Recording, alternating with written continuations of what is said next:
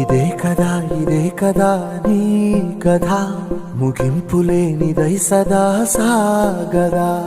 ఇదే కదా నీ కథ ముగింపులేనిదై సదా సాగదా. నీ కంటి రెప్పలంచున మనస్సు నిండి పొంగిన ఓ నీటి బిందువే కదా నువ్వెతుకుతున్న సంపద. ఒక్కొక్క జ్ఞాపకానికి 100 ఏళ్ల ఆయువుందిగా, ఇంకెన్ని ముందు వేచనో అవన్నీ వెతుకుతూ పదా. మనుష్యులందు నీ కథ మహర్షిలాగా సాగదా. మనుష్యులందు నీ కథ మహర్షిలాగా సాగదా.